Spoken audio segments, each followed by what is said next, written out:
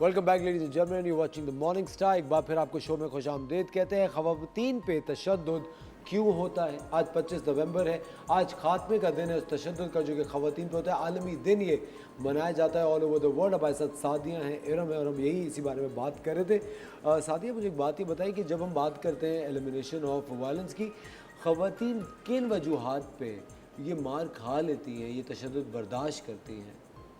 Societal pressures. अगर एक घर में फॉर इंस्टेंस के किसी घर में कोई मारपीट हो रही है, आपको आवाज़ आ रही है, आपका नेबर है, आपने 15 पे कॉल कर दी कि भाई इस घर से जो है मुझे आवाज़ें आ रही हैं, कोई वायलेंस हो रहा है, आप फ़ौरन पहुँचें। पुलिस पहुँची, वहाँ से वही खातून निकल के बोलेंगी यहाँ तो कुछ भी नहीं हो रहा, ऐसा तो कोई मसला ही नहीं है यहाँ पे, वो तो हमने टीवी ज़ोर से लगाया था, उसकी आवाज़ें आ रही थी। क्योंकि वो एक सोसाइटल प्रेशर के अंदर हैं कि उन्होंने अपनी इज़्ज़त रखवानी है। हमारे यहाँ सॉरी टू से एक मैरिड ख़वातीन की ज़्यादा इज़्ज़त है बनिस्बत उसके कि जो एक डिवोर्स का सर्टिफिकेट लेके जा रही है। उसने अपनी जान बचा ली, मगर पीछे से लोग ये कहेंगे डिवोर्स ही है। मगर एक मैरिड औरत है, वो रोज़ रात को मार भी खा रही है, काम भी कर रही है, बच्चे भी देख रही है, सारे प्रेशर्स बर्दाश्त कर रही है, मगर मैरिड है, इज़्ज़त के लायक है, अच्छी खातून है। ये एक मसला है।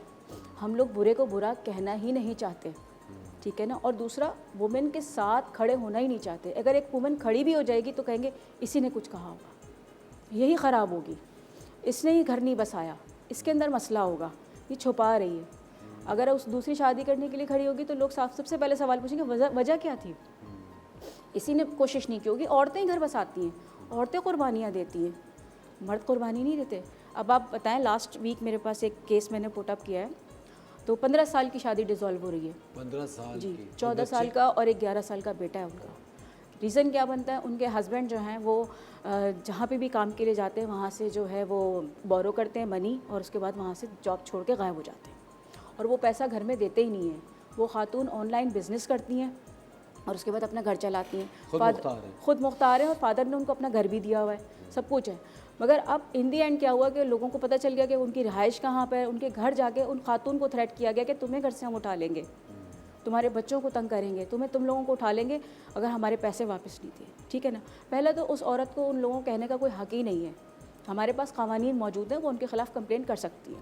दूसरी बात, जब उन्होंने अपने शौहर को जाके ये बात बताई कि भाई मेरे साथ तो ये इशू हो रहा है, आप रीपे क्यों नहीं कर रहे हैं, तो उन्होंने जो है उल्टा उस खातून को मारा कि तुम होती कौन हो मुझे बोलने वाली, जितना कहा है उतना कहो, उनको जाके बोलो घर पे शौहर है ही नहीं।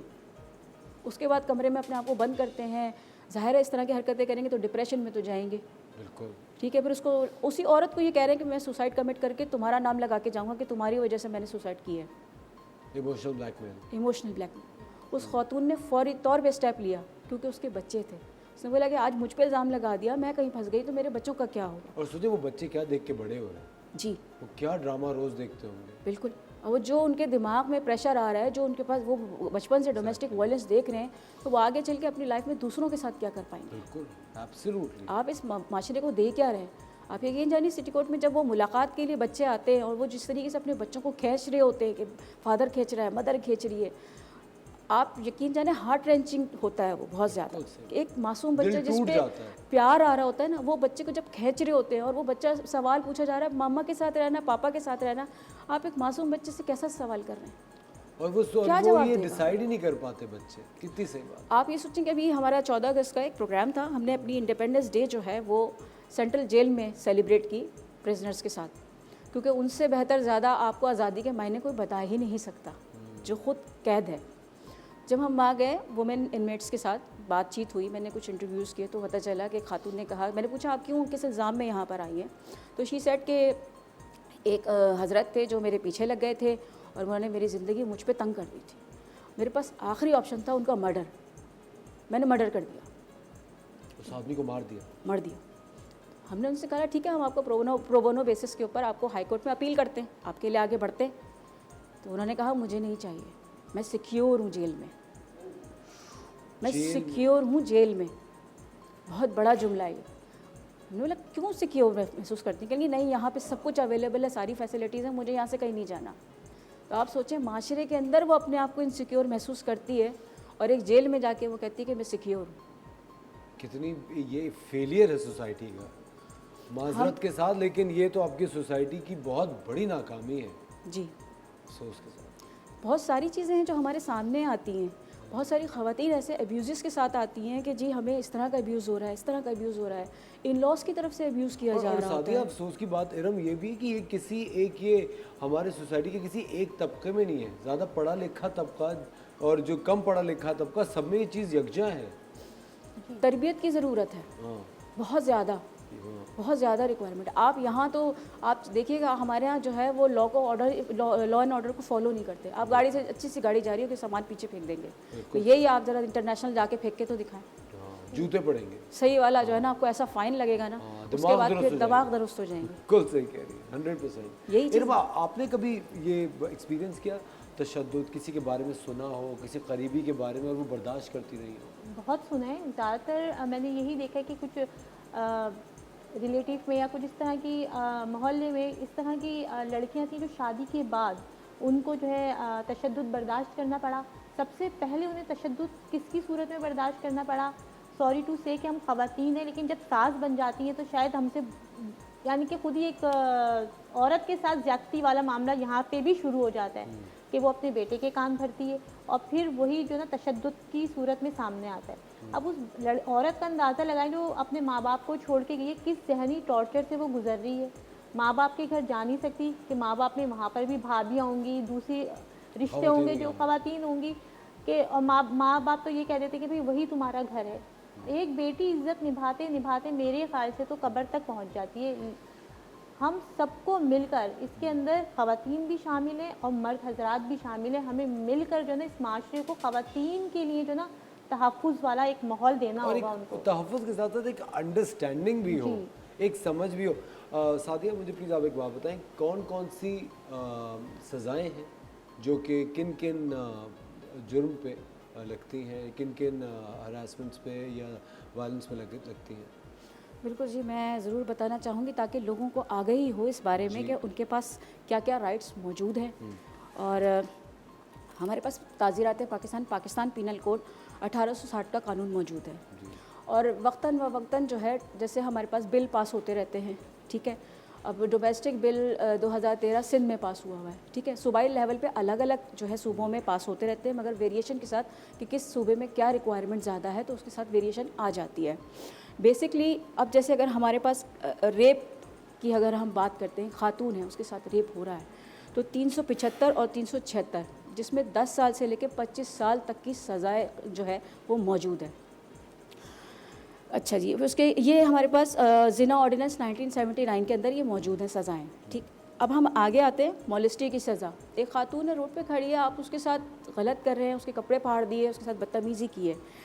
354 और 354A, 354, 354A उस पर लागू होता है, जिसमें सज़ाए मौत या उम्र कैद की सज़ा दी जा सकती है। यानी अगर एक कोई लड़की या खातून बस स्टॉप पे है या सड़क पे कहीं खड़ी है तन्हा, उसके साथ अगर कोई भी हरासमेंट करे, और वो किस लेवल की, कोई किसी भी लेवल की हरासमेंट हो, देखिए हरासमेंट के भी अलग लॉज हैं, ठीक है, ठीक है ना। वो हम बिल्कुल, मैं बता रही हूँ, अलग अलग लॉज के बारे में बात हो रही ठीक है, ठीक है, ठीक है। उसका भी जो है हमारे पास protection against harassment of women work at work place, ठीक है ना, 2010 का और 2021 का हमारे पास लॉ मौजूद है।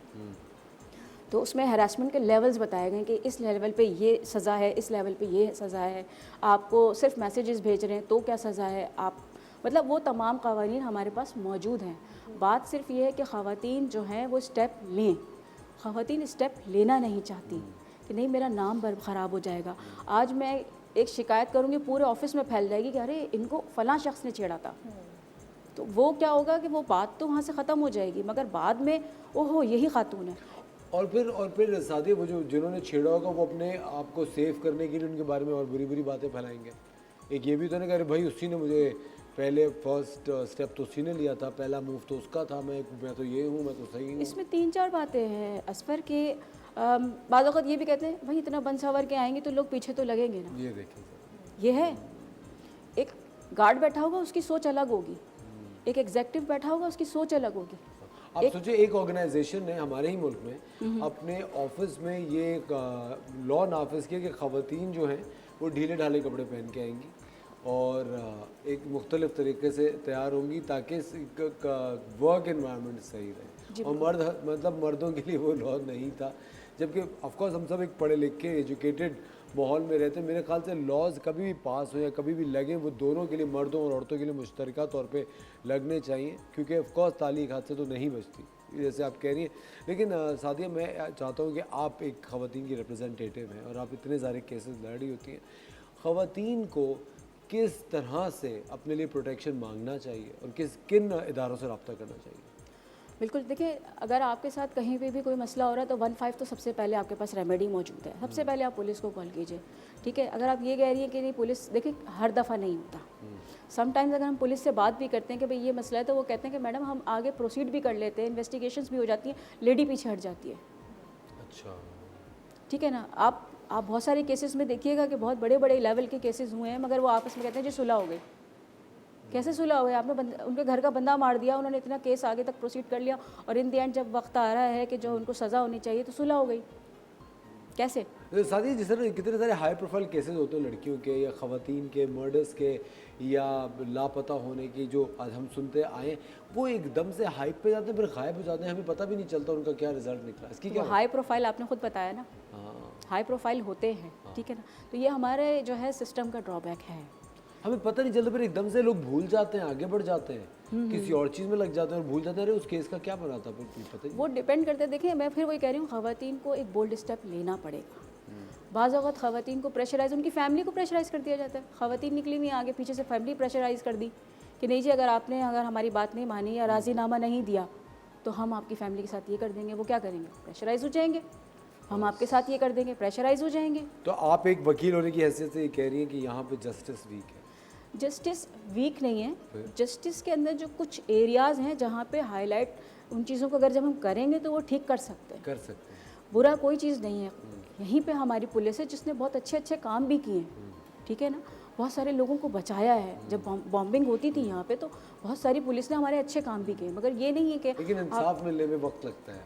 नहीं, बहुत सारी चीज़ें प्रॉम्प्ट हो रही हैं। जो ख़वातीन आ रही हैं हमारे पास खुला के केसेस के लिए तो उनके लिए प्रॉम्प्ट काम हो रहा है, ऐसा नहीं है। फौरी तौर पे जो है वो देखा जा रहा है कि हाँ भाई रिक्वायरमेंट है, गो अहेड, ऐसा नहीं है बहुत सारी जगहों पे। मगर जहाँ देखिए कानून किसी को भी सज़ा देने से पहले वो ये देखता है कि ऐसा ना हो कि हम गलत सज़ा दे दें। लोग तो जांच पड़ताल तो बहुत ज़रूरी है, मैनिपुलेट करती हैं, ख़वातीन भी करती हैं। हमारे पास ऐसे केसेस आए कि ख़वातीन जिनके साथ आ रही हैं कि भाई ये मेरे चचा हैं, ये मेरे कज़न हैं, ये मेरे हैं, तो हम फर्स्ट हियरिंग के बाद हमें तो पता चल जाता है कि ये अपकमिंग दूल्हा मियाँ है हमारे।